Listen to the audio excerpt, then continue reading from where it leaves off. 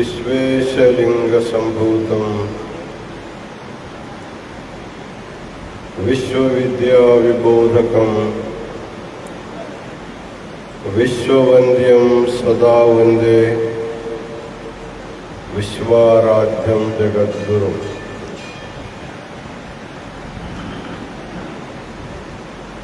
इस लुधियाना नगरी के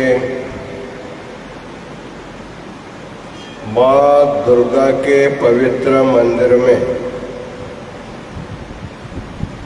श्रावण मास के शुभ मंगलवार के दिन आयोजित इस भजन संध्या और धर्म प्रचार के इस धर्म सभा में अभी तक धर्म संदेश दिए हुए शटस्थल ब्रह्म गुरुसिद्ध मणिकंठ शिवाचार्य स्वामी जी हमारे साथ लातूर से आए हुए हिंदी के प्रगाढ़ विद्वान लेखक चिंतक डॉक्टर रेवण सिद्ध साबादे जी, उत्तर भारत का राज्यों में धर्म प्रचार के दौरा का आयोजन किए हुए उत्तर भारत वीरशैव सभा के महानिदेशक डॉक्टर रामनिवास जंगम जी, इस कार्यक्रम में आयोजन करने में सहयोग दिए हुए दुर्गा माता मंदिर के ट्रस्ट के समस्त विश्वस्तगण, इस कार्यक्रम में लुधियाना का कार्यक्रम के आयोजन करने वाले परम भक्त संजय थापर जी, अजय भारद्वाज जी, शाह जी और यहाँ पर पारंपरिक वेशभूषा में बैठे हुए हमारे समस्त जंगम देवता भक्तगण और माताओं,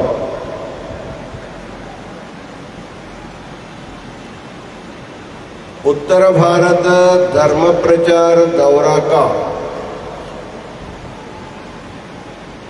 संध्याकालीन इस कार्यक्रम अत्यंत महत्वपूर्ण कार्यक्रम है। इसमें कुमार संजीव जी अपने साथियों के साथ सुंदर भक्तिमय गाना प्रस्तुत करते हुए इस परिसर को शिव शक्तिमय किया है।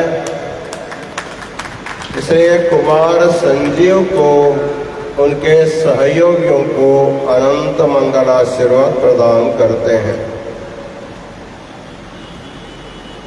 इस लुधियाना नगरी में 3 दिन से अलग अलग भक्तों के घर में जगतगुरु महास्वामी जी की पाद पूजा संपन्न हुई है। कुछ लोगों के घर में महारुद्राभिषेक भी संपन्न हुआ है। इस प्रकार 3 दिन का यह कार्यक्रम एक अपूर्व कार्यक्रम हुआ है। इसलिए महास्वामी जी प्रसन्न हो करके आप सब लोगों को मंगलाशीर्वाद प्रदान करते हैं।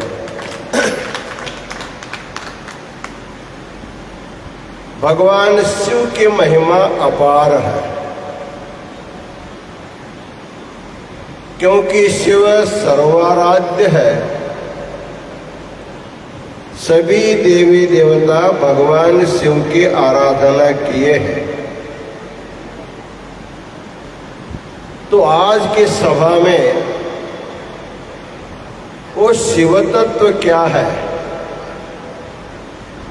भगवान शिव क्या है, इसको समझने के लिए थोड़ा सा हम लोग कोशिश करेंगे। शिव यह 2 अक्षर का शब्द है। ये 2 अक्षर का जो शब्द है, इसको 4 वेदों का सार माना जाता है। इसके बारे में एक प्रसिद्ध श्लोक है, विद्यासु श्रुतिरुत्कृष्टा रुद्रैकादशनी श्रुतौ तत्र पंचाक्षरी तस्याम शिव इत्यक्षरद्वयम्। हमारे देश में 14 विद्याएं प्रसिद्ध है। 4 वेद हैं, 4 उपवेद हैं, 6 वेदांग, ये सब मिलकर के 14 विद्याएं प्रसिद्ध है। इन 14 विद्याओं में वेद विद्या सबसे श्रेष्ठ मानी जाती है, क्योंकि वेद अपौरुषेय है, किसी के द्वारा निर्मित लिखित नहीं है। जब जब प्रलय हो जाती है, सृष्टि भगवान शिव में अंतर्भूत हो जाती है। जब पुनः सृष्टि प्रारंभ होती है, भगवान में नहीं 4 वेद भगवान के श्वासोच्छ्वासों के द्वारा फिर प्रकट हो जाते हैं। इसलिए 4 वेदों को अपौरुषेय माना जाता है। इसलिए हमारे देश के आचार्यों ने, ऋषि महर्षियों ने वेदाध्ययन को प्राधान्यता दिया। अष्टवर्षं ब्राह्मणम उपनयित तम अध्यापयित। जब हमारे घर में बच्चा 8 साल का हो जाता है, उसको उपनयन या दीक्षा दे करके उनको पहले जमाने में वेदाध्ययन करने के लिए गुरुकुल में भेज दिया जाता था। उस समय वेदाध्ययन पढ़ना होगा तो कोई ग्रंथ अपने हाथ में नहीं रहता था। गुरु के हाथ में भी ग्रंथ नहीं, शिष्य के हाथ में भी ग्रंथ नहीं। गुरु को सारे वेद मुखोद्गत रहते थे, कंठस्थ रहता था। वो आनुश्रविक पद्धति से 1 वेद, 2 वेद, 3 वेद, 4 वेदों को गुरु शिष्यों को पढ़ाते रहे। जो 4 वेदों में विद्वान हो जाता था, उसको चतुर्वेदी कहते थे। 3 वेदों में जो विद्वान होता था, उनको त्रिवेदी कहा जाता था। 2 वेदों में जो विद्वान होता था, उनको द्विवेदी कहते थे। उस समय कम से कम 2 वेदों का अध्ययन किया जाता था। 1 वेद उपनाम किसी को नहीं है। तो जैसे जैसे समय बीतता गया, लोगों की जो धारणा शक्ति, बुद्धि की धारणा शक्ति कम होती गई, तो लोगों ने विचार किया 4 वेदों का अध्ययन करना सबके लिए संभव नहीं है। तो 4 वेदों का सार क्या होगा, उसका जिष्ट क्या होगा। तब निर्णय किया गया, जो हम लोग रुद्र का पठन करते हैं, भगवान को अभिषेक करने के लिए रुद्री का पठन करते हैं, 11 नमक और 11 चमक का पूर्ण सूक्त रूप जो रुद्र है, उतना पाठ करेंगे तो भी 4 वेदों का अध्ययन का फल मिल जाएगा। तब लोग रुद्री का पठन करना शुरू किया। कुछ समय के बाद पूरी रुद्री का पठन करना सबके लिए पुनः संभव नहीं हुआ, तो श्री रुद्री का सार क्या होगा विचार विनिमय शुरू हुआ। तब रुद्र के जो नमक अध्याय है उसमें जो 8वां अनुवाक है उसको निर्णय किया गया। नमः सोमाय च रुद्राय च जो अनुवाक है, एक अनुवाक का पारायण करने से भी 4 वेदों का अध्ययन का फल मिल जाएगा। लोग 8वां अनुवाक का अध्ययन प्रारंभ किया। बाद में कुछ लोगों ने कहा कि हमको उतना भी कष्ट होता है, उसका सार बताओ। तब उससे निकाला गया नमः शिवाय। ये जो पंचाक्षर महामंत्र है उस रुद्री से निकाला गया। कहने लगे तुमको रुद्र संभव नहीं है, वेदों का अध्ययन संभव नहीं है, तो केवल ओम नमः शिवाय, ओम नमः शिवाय जप करो, तुमको 4 वेदों का अध्ययन का फल मिल जाता। बाद में लोगों ने विचार किया, यदि जिस किसी को ओम नमः शिवाय बोलने भी नहीं आता है तो उनके लिए उसका सार क्या होगा। तो कहे शिवयत्यक्षरद्वयम्। ओम नमः शिवाय में जो शिव शब्द है वो मंत्र का सार है। तो केवल शिव शिव शिव बोलो तो भी 4 वेदों का अध्ययन का फल मिल जाता। इसलिए आजकल हम सब लोगों के लिए 4 वेदों को अध्ययन करने की जरूरत भी नहीं है। श्री रुद्र का अध्ययन करना भी मुश्किल हो तो उसको भी छोड़ दो। यदि ओम नमः शिवाय बोलना भी मुश्किल है तो उसको भी छोड़ दो। केवल शिव शिव शिव शब्द का उच्चारण करो तो भगवान शिव प्रसन्न हो करके आपको 4 वेदों का फल आपको तत्काल मिल जाता है। तो शिव जो शब्द है 4 वेदों का सार हो गया। इसका अर्थ क्या होता है, शिव शब्द का अर्थ क्या होता है। शिव शब्द का अर्थ शास्त्रों में बहुत अलग अलग बताया गया, थोड़ा हम आपको बताएंगे। शिव शब्द है वश कांतो, एक धातु है, उससे निष्पन्न होता है। वश कांतो का अर्थ होता है प्रकाश। शिव शब्द का अर्थ है प्रकाश। अभी हम लोग कार्यक्रम प्रारंभ करने से पहले यहाँ भगवती माँ के सामने ज्योति हम लोगों ने जलाया। ज्योति भगवान शिव का स्वरूप है। सूर्य जो प्रकाशमान है वो भी शिव का स्वरूप है। चंद्रमा प्रकाश देता है वो भी शिव का स्वरूप है। नक्षत्र है लाखों स्वयं प्रकाश, वो भी शिव का स्वरूप है। जहाँ जहाँ प्रकाश है वह सब शिवरूप माना जाता है। इसलिए शिव का अर्थ होता है प्रकाश। प्रकाश किसको नहीं चाहिए, चाहे हिंदू हो, चाहे मुसलमान हो, चाहे सिख हो, चाहे ईसाई हो, जो भी होगा सबके लिए प्रकाश चाहिए।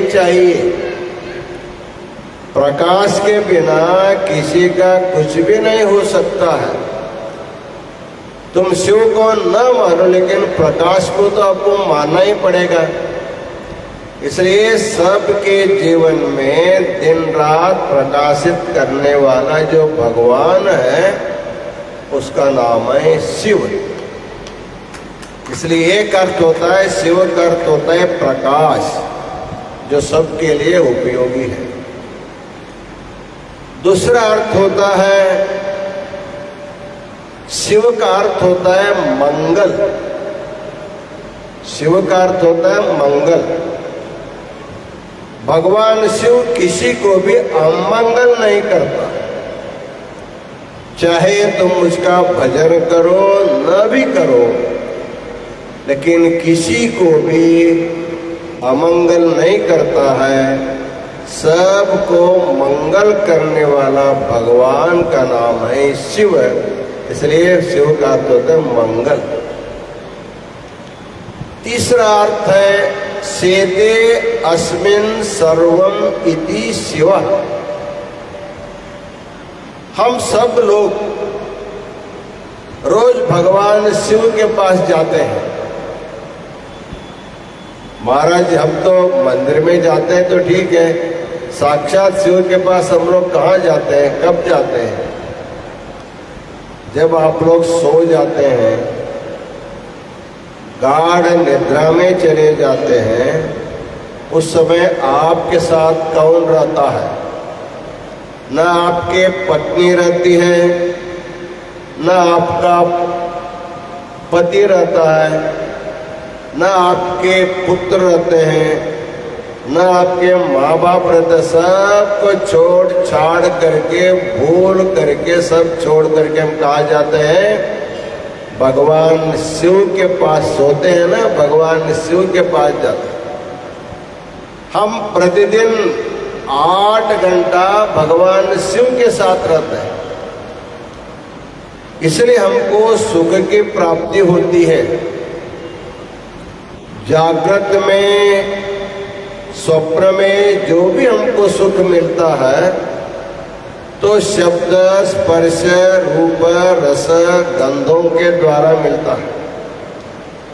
लेकिन जब आप गाढ़ निद्रा में जाते हैं, उस समय अशब्दम, अस्पर्शम, अरूपम, अव्ययम, वहाँ कोई शब्द सुनाई नहीं देता, वहाँ कोई रूप दिखाई नहीं देता, वहाँ कोई स्पर्शास्पर्श नहीं रहता, वहाँ कोई रस नहीं रहता, वहाँ कोई गंध नहीं रहता, वहाँ शब्द, स्पर्श, रूप, रस, गंध कुछ भी नहीं रहता है।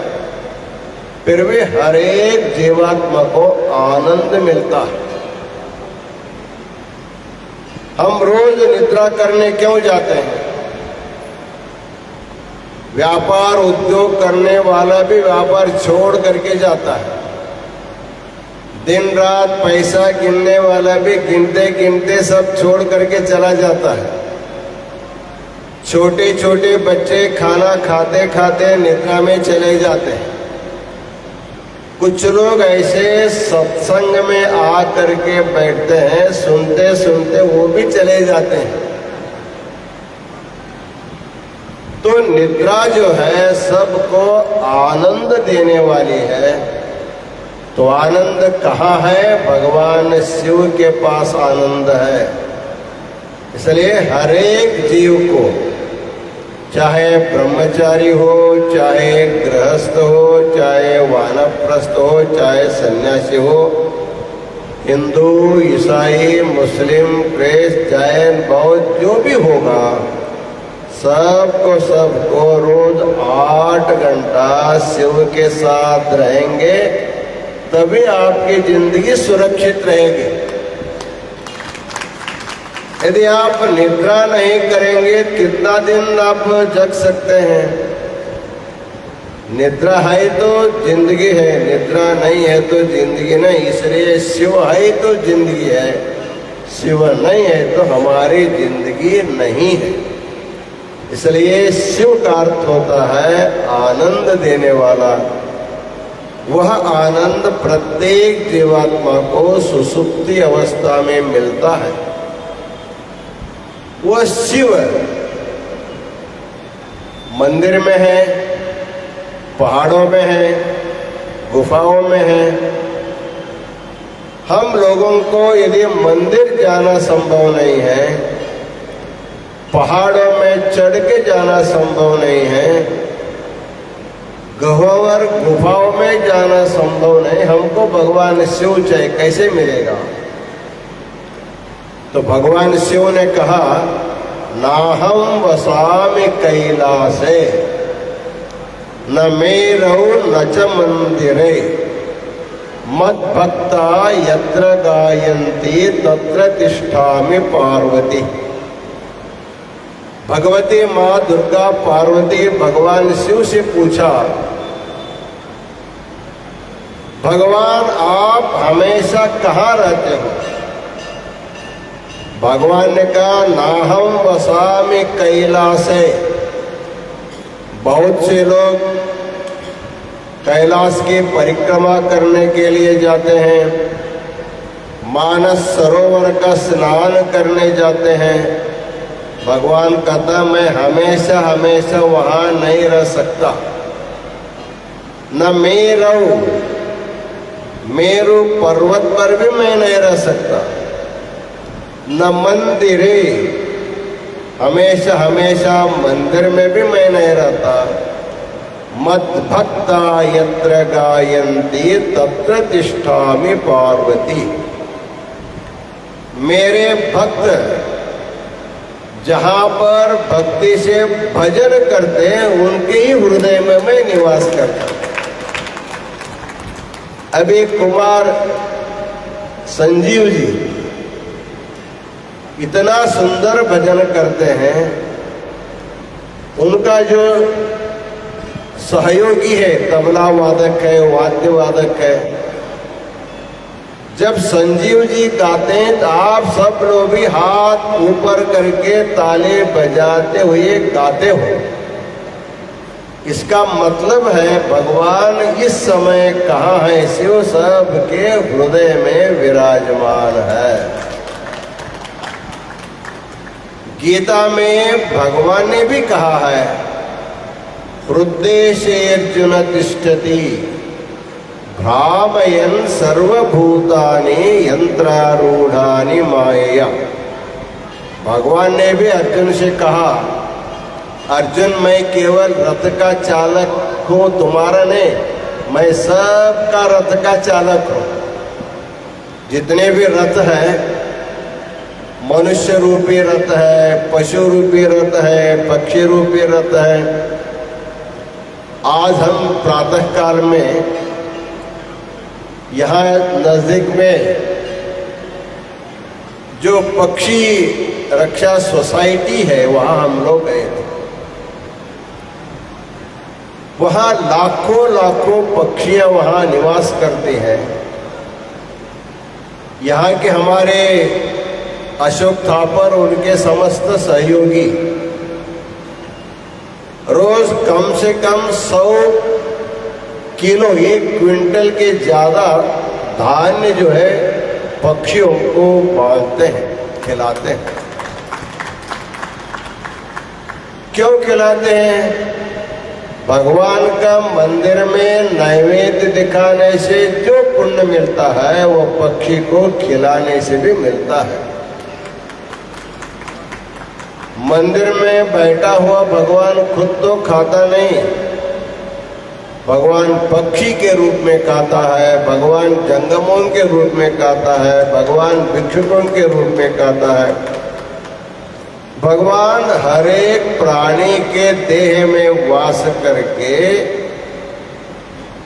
सबका नैवेद्य स्वीकार करता है। इसलिए कृष्ण भगवान केवल अर्जुन का सारथी नहीं था, कृष्ण भगवान हमारे सब के सारथी है। हमारा जो शरीर है, शरीर रूपी जो रथ है, इस रथ को चलाने के लिए भगवान कृष्ण सबके हृदय में बैठा है। वो जब तक इसको चला लेता है तब तक ये चलता रहता है। जिस दिन भगवान इसका हाथ छोड़ देता फिर हमको राम नाम सत्य करके जाना पड़ता है। इसलिए भगवान शिव जो है कैलाश में भी है, मंदिराचल में भी है, हर एक मंदिर में भी है। इतना ही नहीं, हमारा जो शरीर रूपी मंदिर है, दिव्य मंदिर, इन सभी मंदिरों में आत्मा के रूप में विराजमान है। इसलिए हम सब लोगों को केवल मंदिर दर्शन करके तृप्त नहीं होना, सर्वत्र विराजमान उस भगवान को अपने हृदय में ध्यान करते हुए, उनका भजन करते हुए, अपने हृदय में उसका अनुभव करना ही भगवान शिव का साक्षात दर्शन माना जाता है। इसलिए हमारे पंजाब के लुधियाना भक्तों को आयोजित धर्म सभा में हमारा कार्यक्रम भजन से शुरू हुआ। भजन का अर्थ होता है भगवान को प्रसन्न करने का सरल मार्ग। भगवान को प्रसन्न करने का सरल मार्ग भजन है। तो उस भजन से प्रारंभ हुआ हमारा पंजाब का यह दौरा। दूसरी बार है। पहली बार कृष्ण जंगम के घर में पूजा के लिए सीमित था। इस बार हर एक भक्तों के घर में पूजा, पाद पूजा हुई। और कल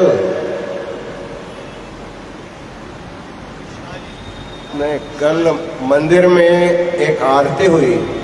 कौन मंदिर? काय? हाँ, गौशाला शिव मंदिर में बहुत सुंदर आरती संपन्न हुई। उसमें मुख्य रूप से छोटे उम्र के बच्चे बच्चियां भी भाग लिया था। आजकल सत्संग में, भजन में 40-50 साल के बाद के लोग आते हैं, लेकिन वहाँ पर छोटे छोटे उम्र के बच्चे बच्चियां भी भाग लिए थे। वो भी कार्यक्रम बहुत सुंदर संपन्न हुआ। आज का कार्यक्रम सर्वोपरि, क्योंकि इतने जंगम मूर्ति, जंगम देव यहाँ उपस्थित है। एक जंगम तो साक्षात शिव का रूप माना जाता है। भगवान शिव का विराट रूप देखना होगा, तो इस सभा में देखने के लिए हमको प्राप्त हुआ है। इसलिए इस कार्यक्रम का आयोजन किए हुए जो संजय थापर है, उसको हम लोग उत्तर भारत वीरशैव समाज जो भी संस्था है, उस संस्था के पंजाब राज्य के अध्यक्ष के रूप में उनको हम लोग नियुक्त करते हैं। आगे के दिनों में संजय थापर जी सबका सहयोग लेकर के पूरे श्रावण मास का पूरा 1 महीना का कार्यक्रम आयोजन करें, ऐसे उनको शुभाशीर्वाद देते हुए इस कार्यक्रम में सुंदर गाना गाए हुए कुमार संजीव जी को, आप सब लोगों को, जंगम देवताओं को शुभाशीर्वाद देते हुए हम अपना आशीर्वचन पूर्ण करते हैं। ओम शांति शांति शांति। पार्वती पतये हर हर महादेव।